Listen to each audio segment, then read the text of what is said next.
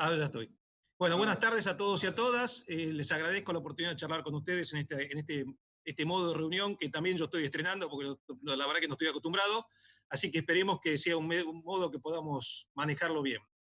Bueno, en este tema, la realidad es que voy a plantear primero cuáles son los objetivos generales de todas las normas y todas las normas y todas las medidas que vamos dictando. El primero claramente fue planteado por el presidente, que es la salud de la población. O sea, la realidad es que todo lo que estamos haciendo tiene como principal objetivo mantener la salud de la población.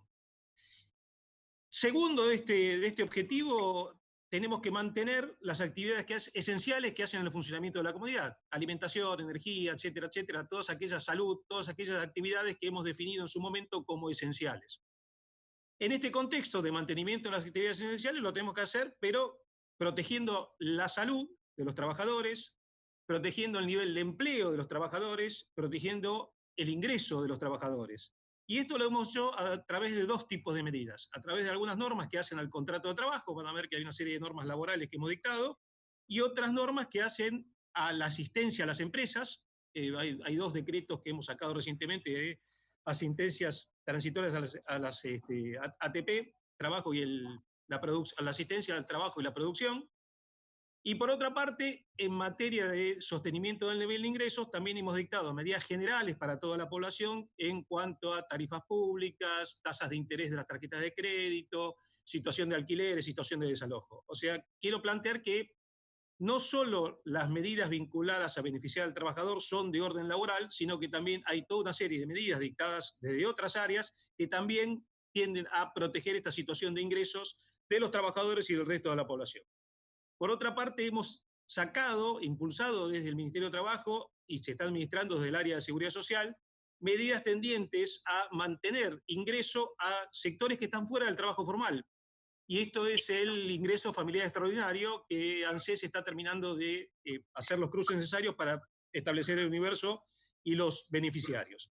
Es decir, que hemos trabajado tanto para el sector formal de trabajo como para el sector informal o formalizado en las categorías más bajas del monotributo, las categorías A y B, y ese sector es lo que señalé recién que pretendemos alcanzarlo con el ingreso familiar extraordinario. A cada de estos puntos después me voy a referir. Bueno, en materia de normas dictadas, claramente la primera es la definición del aislamiento social preventivo y obligatorio.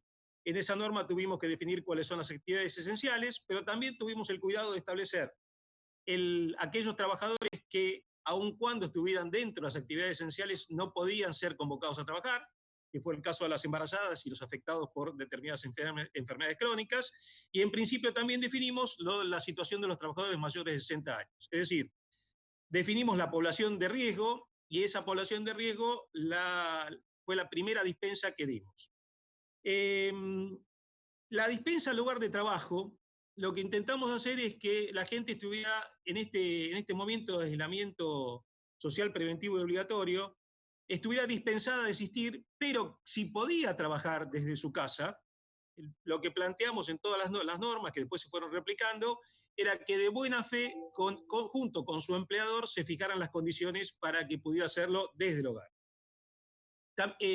Para mantener determinado nivel de protección, sobre todo en lo que es riesgos de trabajo, establecimos que quienes hayan acordado con su empleador este esquema de trabajo desde el hogar, también van a estar cubiertos ahí por las contingencias vinculadas a riesgo de trabajo, con el solo hecho de denunciar el domicilio donde estaban trabajando.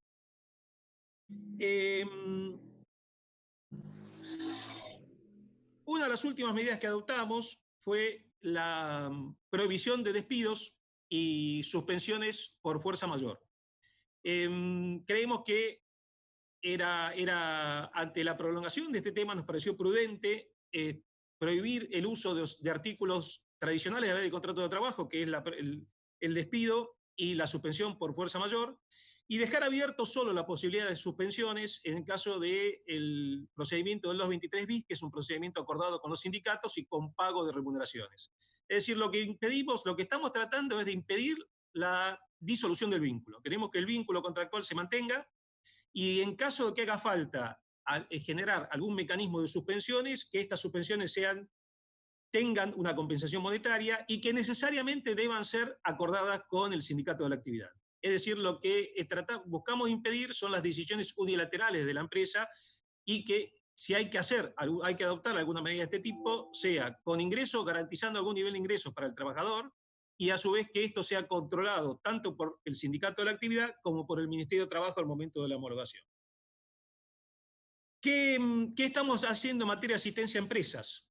Que también la idea de la asistencia a la empresa es mantener las unidades productivas. Es decir, estamos en un momento en donde la actividad económica está paralizada, salvo las actividades esenciales. Tenemos que tratar de mantener las unidades productivas porque mantener las unidades productivas es lo que nos va a permitir mantener el empleo.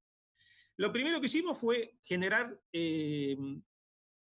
crédito. O sea, la realidad es que el Banco Central dictó una serie de disposiciones donde habilitó unas líneas de crédito específicas a una tasa muy baja para lo que estaba haciendo en los usos normales del sistema bancario, que es una tasa del 24%.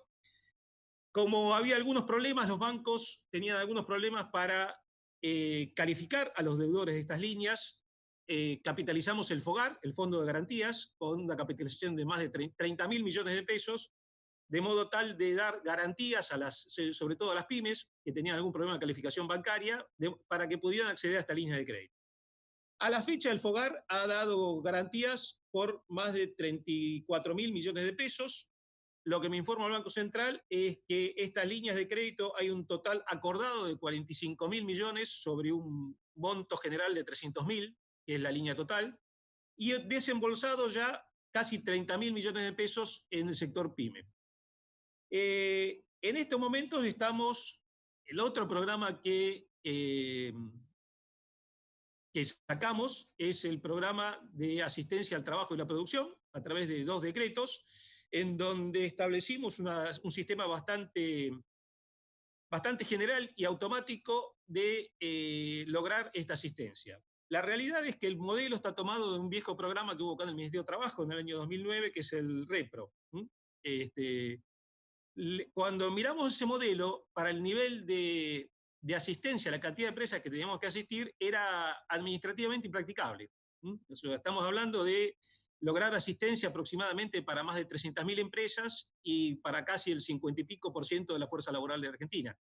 El sistema de un expediente administrativo con un montón de detalles, información, dictámenes, etcétera, etcétera, no teníamos modo posible de tramitarlo. No había modo, no había sistema que lo tolerara, así que lo que hicimos fue lo que hoy está vigente en la página de la AFIP, que es un sistema bastante automático donde las empresas ingresan, ponen sus datos, ponen una serie de datos que le pide la AFIP, es probable que se le pida algún dato más para determinar el nivel de afectación que ha tenido esa empresa en particular, y en función de un procesamiento que va a hacer la AFIP, se va a disparar automáticamente los beneficios que recibe la empresa. Los beneficios estos van, primero, el general que está dado, que es la postergación del pago de contribuciones patronales. En algunos casos va a haber reducción de hasta el 95% de esas contribuciones, y va a haber asistencias que van a variar desde un salario mínimo hasta sumas inferiores en función del tamaño de la empresa. Lo que quiero aclarar es que de la lectura de los 2 decretos que hemos sacado, queda claro que no quedó nadie afuera, no hay ningún sector ni tamaño de empresa ni que haya quedado fuera de esta asistencia. Aún hemos incorporado en el decreto 347, creo que es el último que sacamos, también a las actividades esenciales. ¿Por qué? Porque en un primer momento las actividades esenciales pensamos que el universo de actividades esenciales eran aquellas que efectivamente estaban trabajando adecuadamente y teniendo sus ingresos en forma adecuada. Pero después, analizando ese universo, vimos que era bastante más heterogéneo. De hecho, vengo a una reunión con el sector de salud, en donde vemos que hay algunas áreas de prestadores del sector de salud que están evidentemente con problemas financieros. De modo tal que no hay empresa que quede afuera del sistema. O sea, tiene que ingresar, anotarse, y en función de la afectación efectiva y el tamaño de la empresa, será el beneficio que va a recibir. A la fecha, al momento, según me acaba de decir la gente de la AFIP, hay más de casi 400.000 inscriptos, casi 400.000 empresas inscritas, así que esperemos la semana que viene tener mayores datos para establecer ya claramente cuáles son los beneficios que van a recibir cada una. En cuidado de los ingresos, o sea, acá viene también, se cuidan los ingresos de los trabajadores con medidas dictadas de otras áreas. O sea, hemos suspendido los desalojos y las ejecuciones hipotecarias, se han congelado las tarifas y se ha hecho disminución de las tasas de interés de las tarjetas de crédito, y no solo disminución, sino que también hace muy pocos días, creo que la semana pasada, sacó el Banco Central una disposición mediante la cual hay refinanciación de los saldos de tarjetas de crédito con esta tasa reducida. Es decir, que estamos cuidando los ingresos en todos sus aspectos.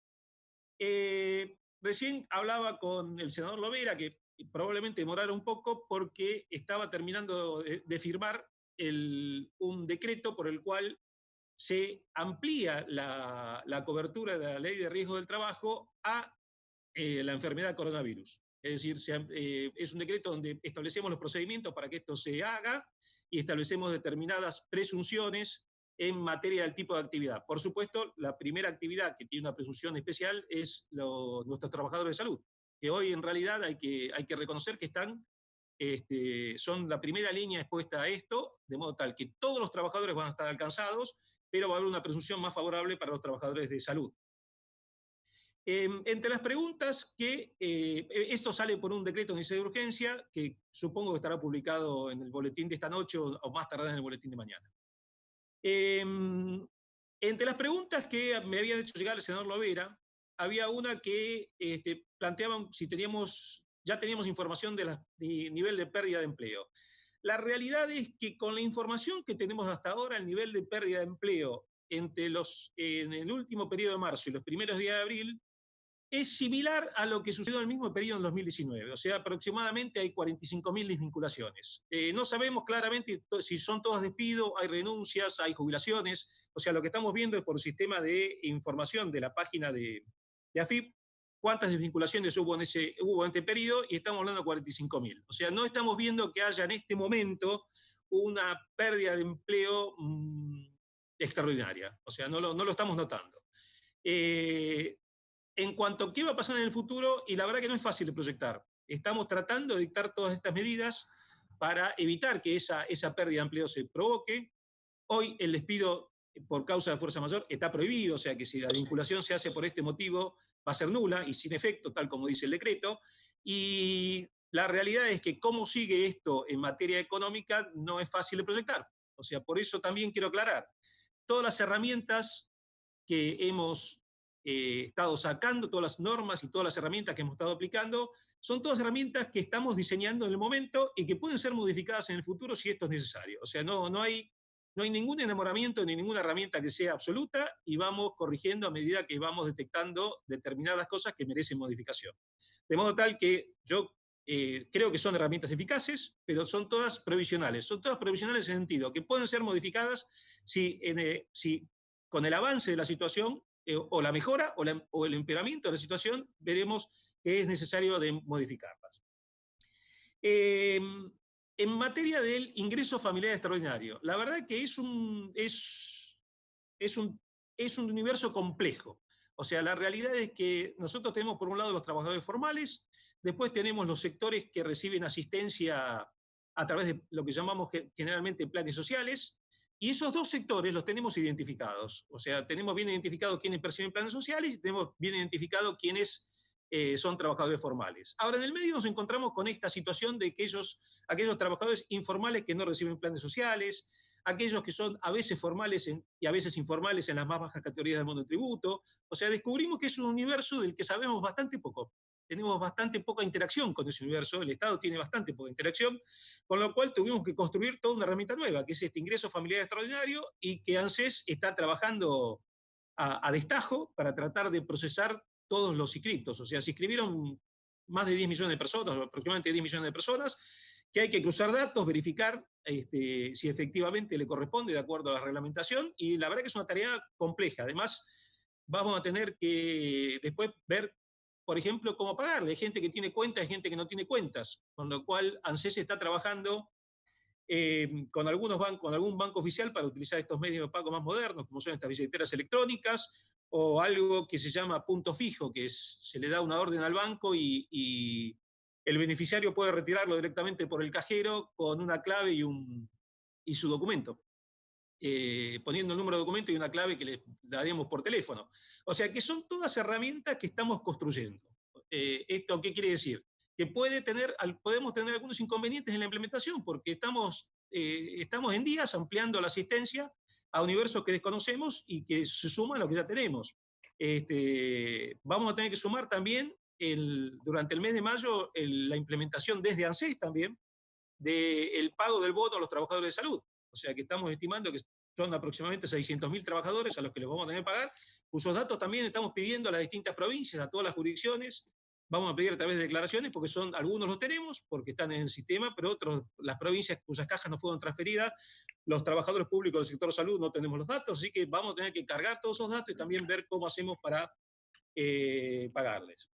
En cuanto al IFE, la realidad es que está previsto para un mes, pero si la situación, si los hechos ameritan de que si tengamos que mantener este beneficio más tiempo, lo haremos. Hay otra serie de preguntas, pero prefiero que me puedan preguntar ustedes y si no se van a aburrir de escucharme a mí.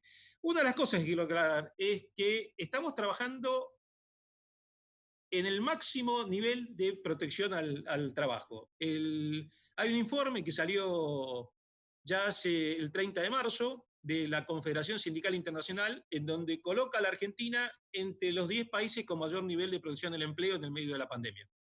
O sea, es un informe público de la Confederación Sindical Internacional, donde analiza la situación de un montón de países, y la realidad es que cuando ven el grafiquito, yo se lo voy a alcanzar al señor Lavera si no lo tienen, pero es muy fácil acceso en la página de la Confederación Sindical Internacional, estamos con todas las tildes en verde. O sea, la realidad es que los cuatro ítems que fijó la Confederación Sindical Internacional como de objeto de protección, que era que la suspensión estuviera remunerada, que hubiera ayudas salariales, que hubiera ayudas financieras, que hubiera moratoria de hipotecas de alquiler o crédito, y que hubiera acceso al sistema de salud gratuito, esos 4 los cumplimos perfectamente. Creo haber explicado lo que hemos hecho hasta ahora.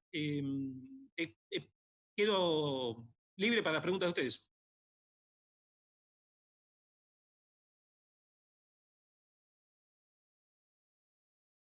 Audio. Me parece que no. Ahí está. Ahora sí creo que tengo. Gracias, ministro. Bueno, vamos.